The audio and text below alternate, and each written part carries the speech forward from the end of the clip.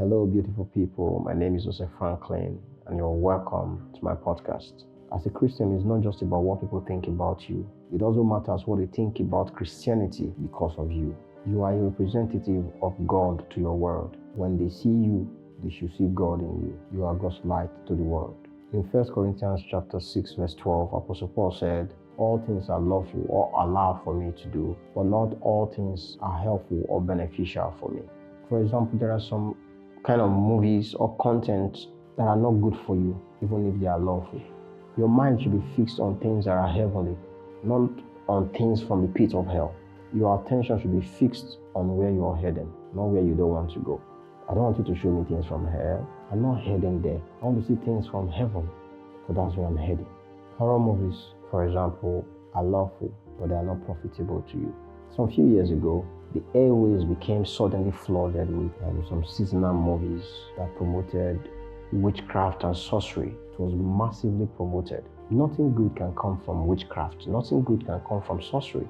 But in those movies, it was massively promoted that sorcery was good, witchcraft was good. It was all intentional. And today we have some of those movies now in books as bestsellers, selling the wrong ideas, selling the wrong narrative, desensitizing people to wickedness. How do you explain when someone who is a witch or has sorcery is the one that is the Messiah, and they sell the narrative to the unsuspecting populace and they buy into it? And to make it worse, they have some of this content in children's books and they're in our schools. Check out the books they are reading in nursery and primary schools today. There are books where you have stories like Alice has two mothers. The same strategy, but people are seldom very intuitive about these things, and sometimes they think it's just propaganda. It's not. Before the same gender marriage was legalized in the West, what did they do? Years before they ever come to a place where they sponsor people into political offices, they had those things in movies. You start chunking out movies where you have a man kissing a man, a woman kissing a woman. People already got desensitized towards it. It was a strategy. They push it out, then they let you see what they want to do.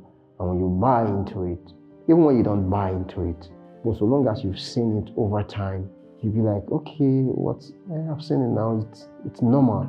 Because they're trying to work on your mind, they're playing mind games, they're trying to desensitize your response to that wickedness. When you put a graphical image in front of you that you do not want to reproduce, you desensitize yourself towards it. Even if you don't end up doing that thing, you neutralize yourself towards it. And that's what they try to achieve with a whole lot of these movies. There's a principle in criminology that states that the first time you come in contact with crime, you avoid it.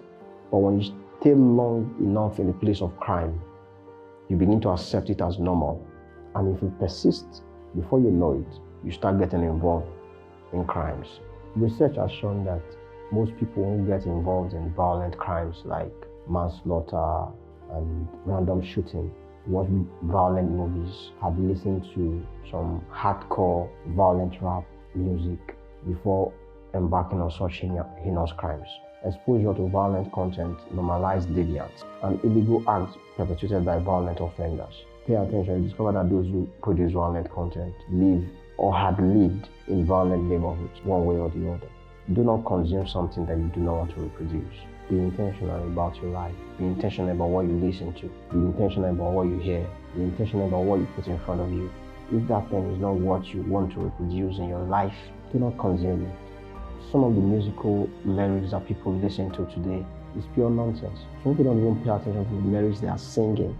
They are singing it, but they are not even paying attention. Their mind is not there, but they are just singing it. And the word music is to muse, is to roll over in your mind. So when you sing that thing that you don't want to reproduce, you're creating it in your mind, you're creating it in your life. And before you know it, it's coming to pass and you're like, where is this coming from? Because over time, you've meditated on that thing absent-minded. So this world is already a fickle place, and that's why you have to be a Christian. That's why you have to be born again.